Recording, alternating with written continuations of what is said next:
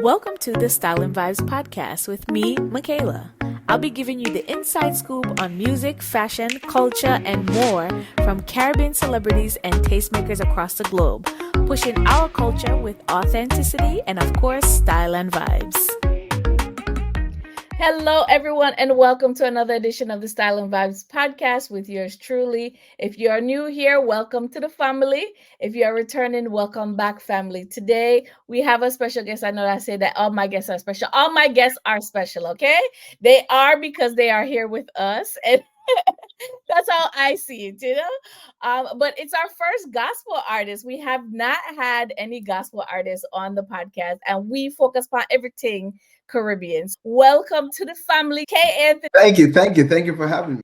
And how did you come? How is that your real name, K. Anthony, or is it an initial and a middle name? You know, Jamaican people still have about 3 names. So tell us the backstory behind the name. So interestingly, the backstory behind the name is the fact that my original name is Kevin Anthony Fowler. And so when I started doing music, I used to go by my name, Kevin Fowler. But sometime after an artist who is a country singer reached out to me and said, "Hey, how are you?" I said, "I'm good." He said, "I think we have a little issue." I said, "I actually registered the name. We share the name, but he registered it as his artist name, and he's big."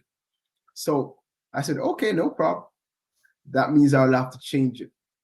And I was thinking what I was gonna call myself or have as an artist name, and the idea came to use my first initial from Kevin, and then use my middle name. So I put it K-Anthony, K. Anthony. That's how it came about. And my producer at the time said, "I like it. It has a nice ring to it." Yeah, So you ran into legal troubles, changed it, and now you like it all over again. All right, sound good. So you grew up in Falmouth, Jamaica. Please tell me about your upbringing and what was it like for you growing up in Jamaica? So it was Jamaica is fun, as you know. I grew up close to the beach. Grew up pretty much. I lived only three places in Falmouth. I lived on Cornwall Street and then on Pitt Street, which is behind the parish church for most persons who are familiar with Jamaica. It was fun. I only have a sibling. His name is David. I attended Falmouth All Age, where I was known as a track and field athlete, where my races were 100 and 200 meters. And so that was where my foundation began. I attended Falmouth Seventh-day Adventist Church, got a scholarship to William Knibb, and my mom thought it would have been a bad idea to send me to William Knibb. So she sentenced me to a private school in Montego Bay called Harrison Memorial High School. At first, it felt as if it was a sentence, and as I continued growing, I understood what she wanted me to do was not just focus on the abilities that I had or have, but more so to own my skills academically. And so that was one of the main reasons she sent me to Harrison. And it took me some time to settle. I was very rebellious towards that. It took me some time to settle down, but I did. And after finishing Harrison Memorial High School, I wanted to become an agronomist. And she had contacted the institution, but they weren't accepting at the time. So I think it was God who inspired her to say, "Hey, have you ever thought of studying music?" And she said, "At least study it for a year." And I got enrolled into Northern Caribbean University. But as you asked, Falmouth, beachside, a lot of fish. It can be hot in the summer. During the holidays, we would just go to the beach, we would fish. My school was just right on the beachfront. Small town. It was a wonderful experience. So it's just you and your brother, and what was the age difference between you and your brother? We're 3 years apart. Oh, so fairly close. Very close. Yeah, very close. So tell me about in your transition to studying music, was that always, why was your mom so inclined to have you study music? Is that something that you've always shown an interest in growing up? So when I was transitioning from here, they call it primary school, they call it elementary. I Mm-hmm. was transitioning from elementary school to high school, and I think on the last few days at elementary school, I decided to follow some friends to go swimming, and I almost drowned. And so, this is a backstory. My brother was actually sitting on the shore watching me in this difficulty. And so, a friend of mine in the class, well, I prayed. I said, God, if you should save me, I'll give you my heart.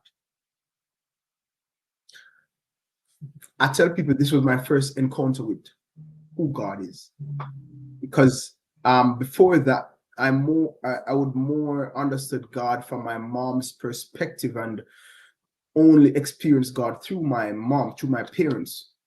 And I could only remember that the pastor had said, if you have ever been in difficulty, you can call on God. And I did, first time. And out of the blue, a friend came running, telling me not to give up. And I held on to that, and he saved me. But I never saw it as just him saving me. I saw it as God providing someone to save me. And that was a big mark in my life. And so we had a discussion about track and field, and the Sabbath is a Seventh-day Adventist. And my mom said to me, have you ever thought about that God has another talent that you're just not aware of? And I kid you not, it's within that same time frame, about to enter in high school, I found out I could sing, because a friend was asked in church. He was a bit timid, and so he asked for support, and I did. And that was where the process began with music. I would practice every day. So she would have seen that. Mm-hmm. She would have seen me practicing every day, but the focus was not more so on pursuing it from an academic standpoint. But I was singing in a group at church. I was singing in a group in school, and I was also the lead singer for the graduation choir. And so when she contacted the university and realized that I would have had to wait a year to be accepted into a tertiary institution, she didn't like that. So she, for me, I think it's God just impressed her to say, hey, why not study music? And when she said it, it was like a light went off in my head. I was like, that could work, because I've always been passionate about it. Mm-hmm. And so I got enrolled in Northern Caribbean University, where I studied music, and I also did communication. So in studying music, did you take to one particular angle, producing, writing, or just the whole, what was your thing as you were studying? So I was a voice major. Okay. And in being a voice major, you have to learn instruments and stuff like that. So yeah, I was a voice major. And so when you finished your schooling and you were thinking about career wise how you wanted to transition, was it always gospel? I think it's probably a question you probably only get as a gospel artist, but did you think about doing other genres, or was it always going to be gospel for you? It's always gospel. It wasn't always gospel. I started out doing R&B, I would say, and I had another encounter where I was held at gunpoint, and that was another turning point for me, in the sense that it caused me to say, it's for me. God has a purpose for my life, and so I decided that I would just focus on using my gift to give him glory and to point people to him. Mm-hmm. Would you say that some of these major events kind of redirected you in a way? I would say that it redirected me, caused me to be a little bit more focused, and have a clearer understanding of what God has done for me and what He wants to do through me. So tell me about recording your first song as a gospel artist. As a gospel artist, because my first song wasn't a gospel song. Yes.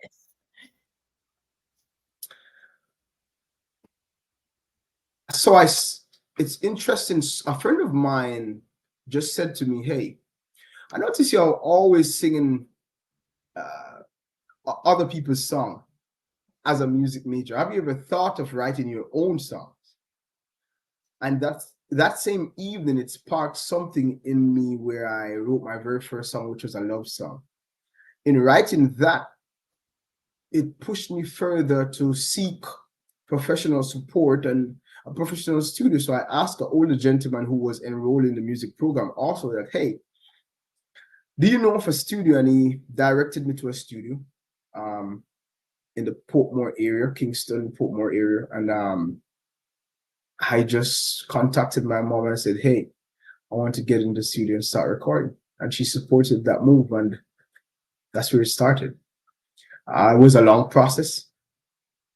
I took a long time to get that one song recorded because I wasn't familiar with actually recording in studio. And I would say over time I became better. And yeah. So in terms of just music industry and music business, I'm sure you probably hear stories about like what happens in the industry, and then perception wise, people probably say, "Oh, it's gospel, it should be easy." What are some of the challenges that you experience as a music? I think you touched on one about, just being able to record in a studio, or but what are some of the challenges that you have faced as an artist in the business of music, being a gospel artist, that sort of thing? I've faced mismanagement before, so I'm very much familiar with that. Um, it's for most gospel artists, I would think financing a project is generally one of the biggest things, um, or biggest hurdles that they face. Uh, I think it's as competitive as secular genres. If persons think you are talented, uh, you probably, and I'm speaking specifically to artist, they probably won't be so quick to accept you. I can only speak from my experience, and so as a result of that, you will face some blockages along the way because of that. Especially if you're very independent and you decide to do things your way and not having to go through anyone, that can be difficult. And yeah, so finances, persons who feel intimidated. Um, you can also become depressed. I have been depressed before because there's so much that you want to accomplish and you're not possibly not being able to accomplish them as you have set those goals. Yeah, you possibly can also face writer's block in a sense. I don't really face writer's block, but to some extent, probably not getting to express how you'd want to express a song. Now, do you work with other like producers, or do you kind of like tell me about your writing process and recording process? My writing process varies. So I could simply be here having a conversation with you, and immediately I could hear a song in my head and I would write it. It could be that you're sharing something with me about something that you have experienced, and I'm inspired by that. Or you could be someone that's not very close to me, and I just observe you and I write based on what I've seen. Or one for me, I've written songs directly from the Bible, where I could be reading a passage and something just jump out and I'll take something from that. Or the best songs that for me personally is the one that I've prayed and I can hear them like someone is singing them in my head. The process varies. I work with producers from Africa. I work with producers in the US. I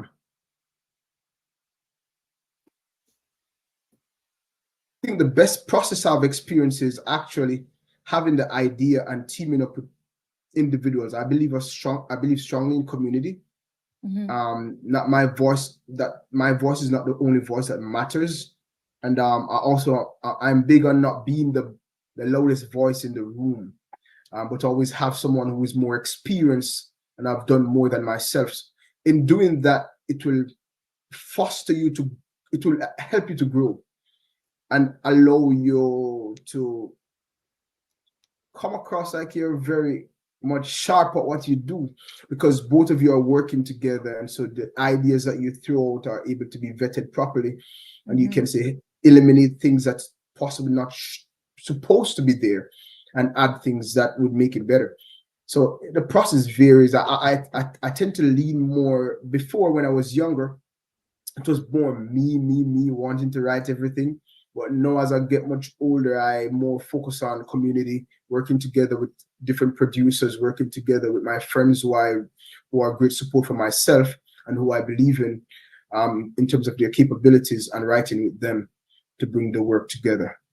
I'd love to hear your thoughts. I know we've seen so many artists come from the secular genre and either dabble in gospel music or they do a full transition. So, speaking of Jamaican artists, you have Lady Saw, you have Papa San, you have Carlene Davis, and they've completely, shifted in terms of their musical sound and really coming from a completely different background. I kind of have like this position around music can be positive and inspirational, and we have so much reggae that is positive and even have quoting biblical lyrics, especially with the connection to Rastafarianism and the Bible. We hear that a lot. So I'm curious as to your thoughts on it's not the route that you took, but it is the route that others do take. So I'm curious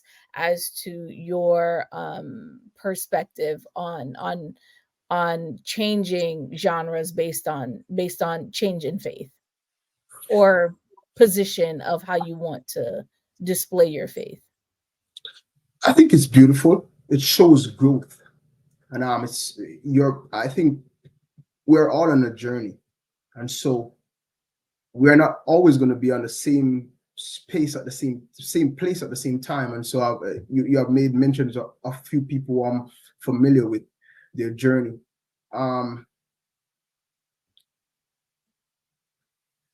It must be for me that there's something that they were experienced that is so different, or that they didn't have, hence why they decided to make a step into the direction that they have taken.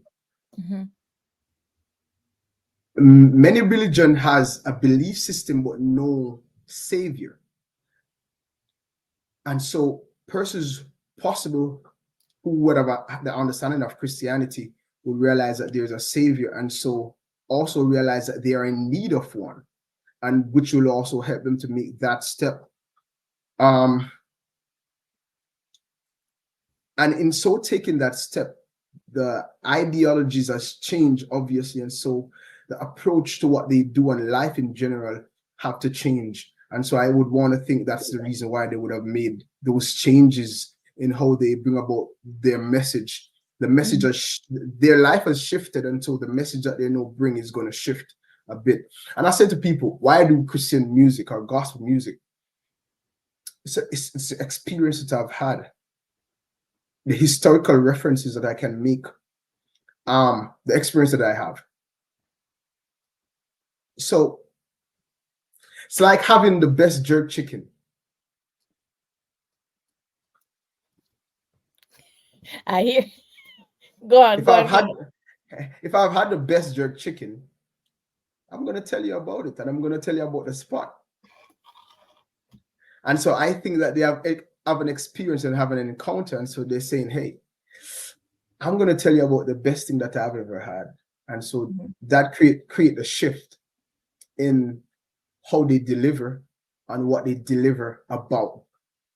I love that. I like that's a great analogy. I like it. I like it. I like it. I like it. So we didn't get to talk about how you migrated to Canada because I want to get to the Juno Award. However, we got to go back and understand how did you get to Canada? What is your migration story?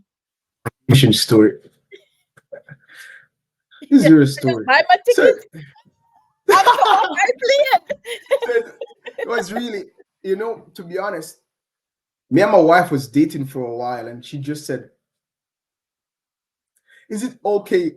We weren't engaged as yet, but she wanted to know where my mindset was as a young man, and she's like, "I'm filling out some paperwork. Are you okay with me putting your name?" And she was very straight in terms of we were dating for a while. So where do you see this going? And I understood where she was coming from. And if you would you want me to add your name to this? And I said, yeah. We got married sometime after.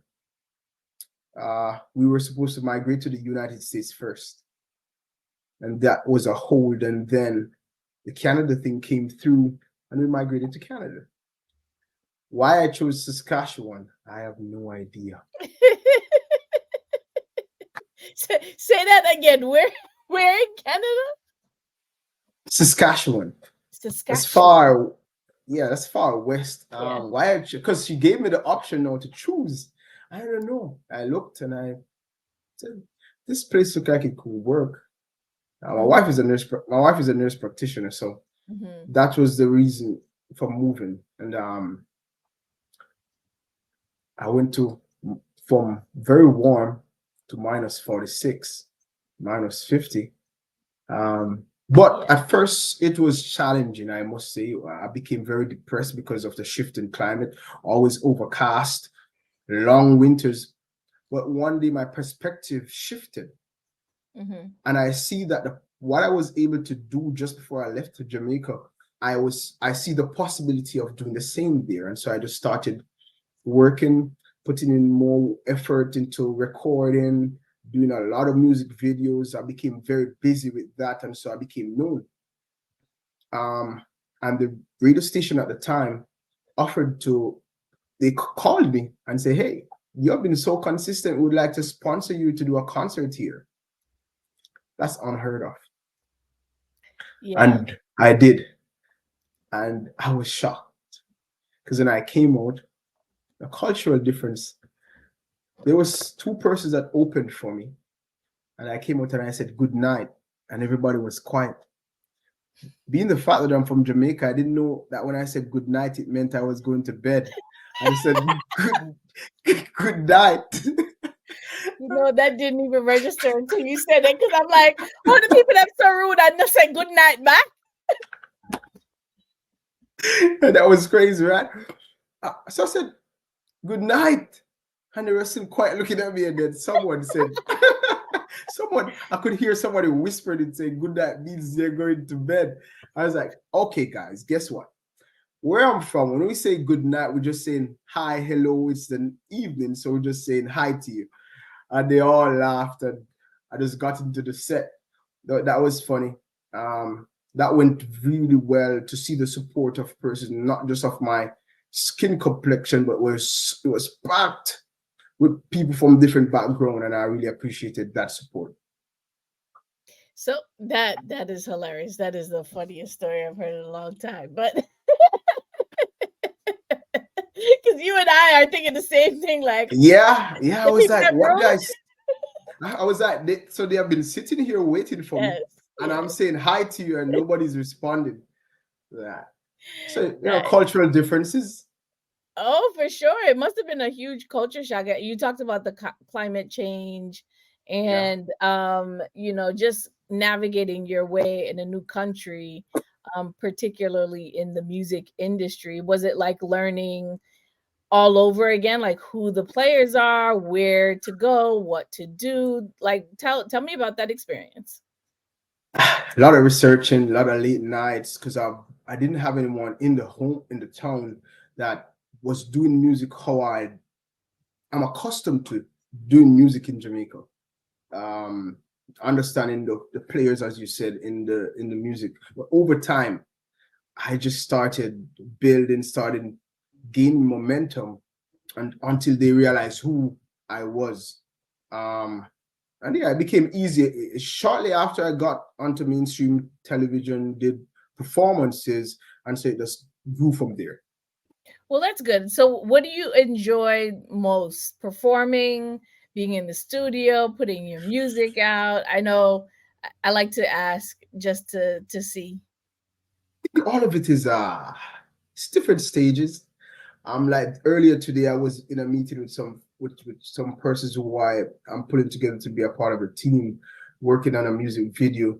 So it's, I would say, different stages. I would be so upbeat about Mhm. getting a song done, getting the song written, then recording it, and then moving it from that to, if I'm going to shoot a music video for that song. So I would say, I don't know if I have any favorite part. Probably seeing the song come.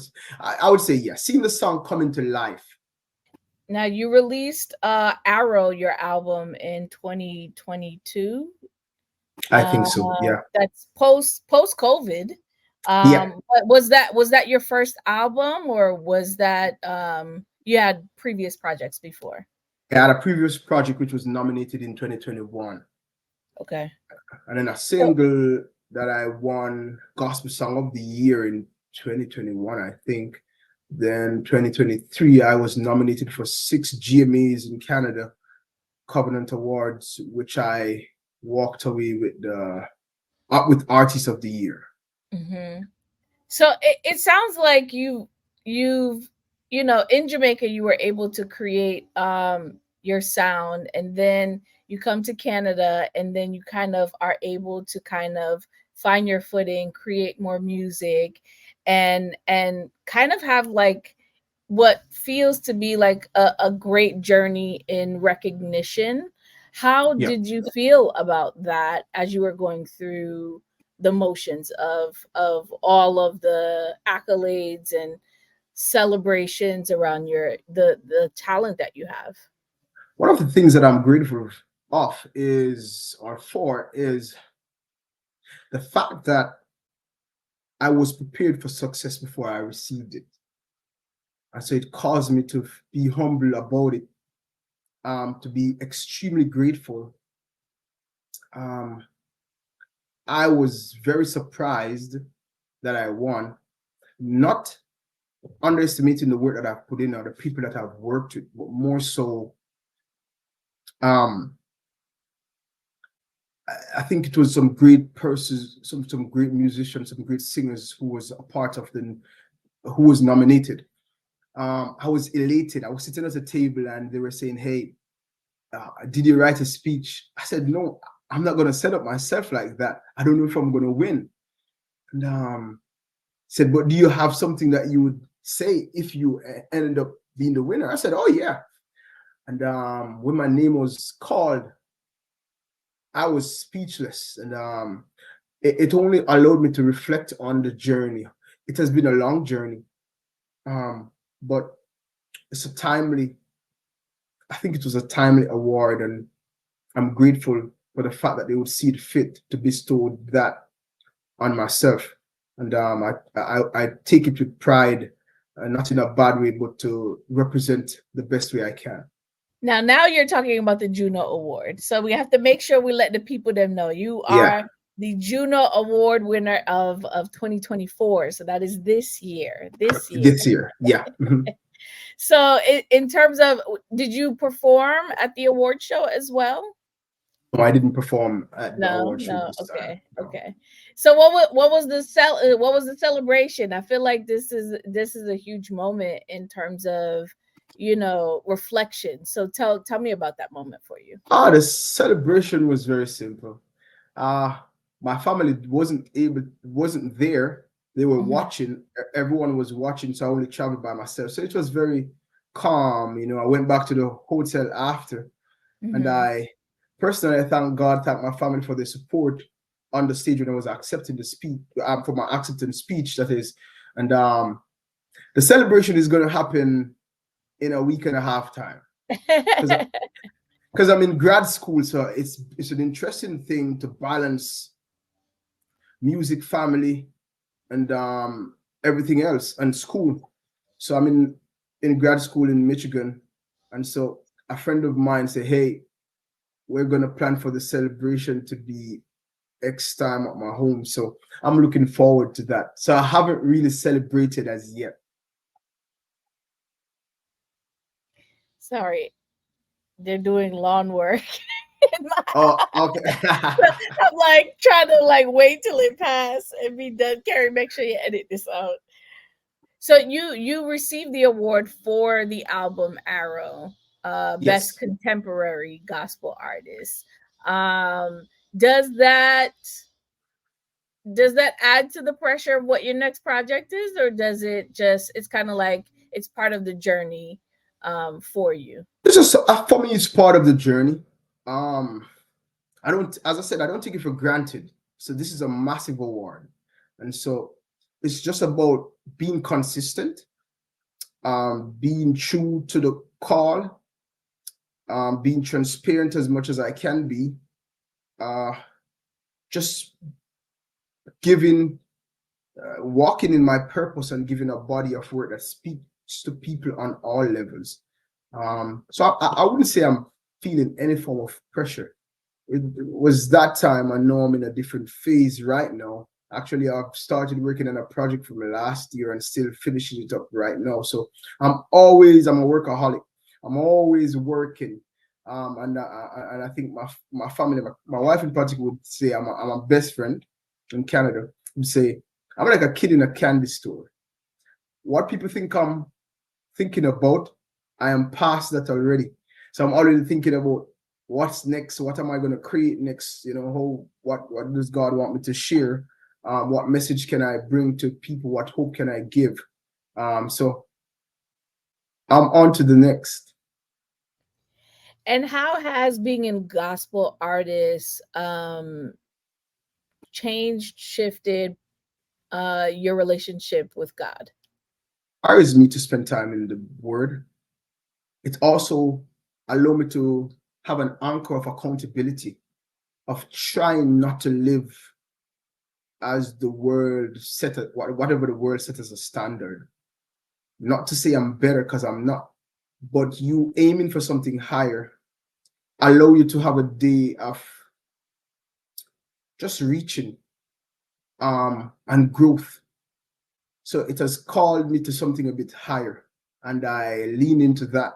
And for me, my favorite text is trust in the Lord with all your heart and lean not to your own understanding, but in all your ways acknowledge him and he will direct your path. Proverbs 3, 4, 5. So I don't trust in my abilities. I appreciate what I've been given and I'm a student of what I've been given, but I also know that it is important for me to lean on God and ask for his direction and what is it that he would want me to accomplish, not just setting goals of achieving accolades, but which one person would you want me to talk to today that I could create a difference in their life or their lives? And so that means a lot to me to be to accept the influence that I've been given and to use it for his glory. So I have your latest single, Back to Jesus. Did you write that? It's a collaboration record. So it's a collaborative effort between myself and Alicia, my friend Lloyd Nix from Missouri. So that's a collaborative effort. And tell me about the inspiration behind that song. Well, as the song story stated, it's a powerful song born from personal struggles. Um, Persons generally have doubt and anxiety about their faith and finding it hard to cut through the negativity. And it's just saying, go back to the source, go back to Jesus. Sometimes our ability to see the Savior is obscured. Um, by the anxiety, the worries, the pain that we feel, or to kind of put on blinders like a horse and quiet the noise.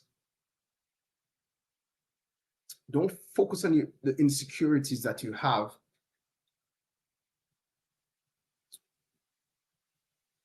Strip away the distractions and return to the fundamental trust in Jesus Christ. So that's what the song says. Yes, very inspiring. So, what advice would you give to someone who is struggling with their faith a bit in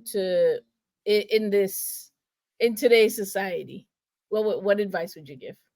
What advice would I give with someone who's struggling with your faith? Be open about it, face it.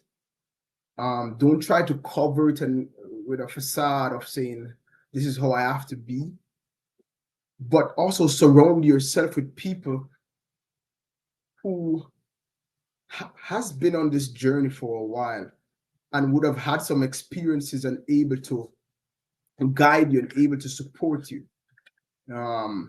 I would say pray a lot. For persons who haven't fasted, I would recommend that also, to spend time in the Word.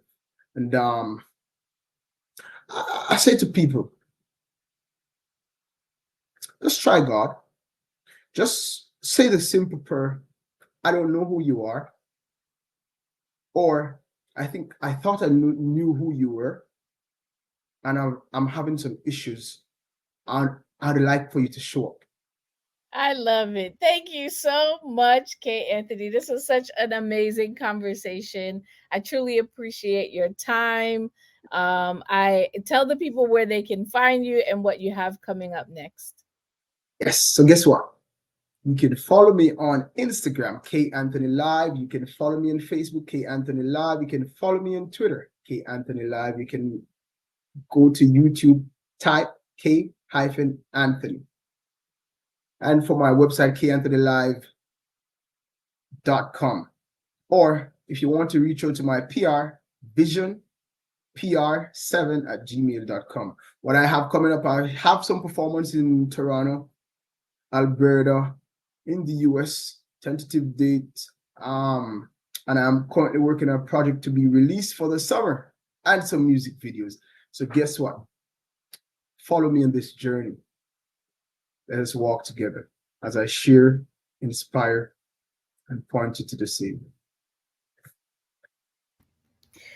Thank you so much again. For everyone who is listening, make sure you guys follow him and his journey and continue on your own journey. Until next time, thank you, K. Anthony. Appreciate you being, now you're part of the Style and Vibes family, you know. I appreciate that to know. So thank you guys so much for listening. Until next time, Leah Tama peeps. Yeah, man. Respect. Thanks for listening to the latest episode of the Style and Vibes podcast. If you like what you hear, and I know you do, share it with your friends and family. If you want more, make sure you visit styleandvibes.com and follow us on our social channels, Twitter and Instagram @Style and Vibes. Until next time, Leah Tommy peeps.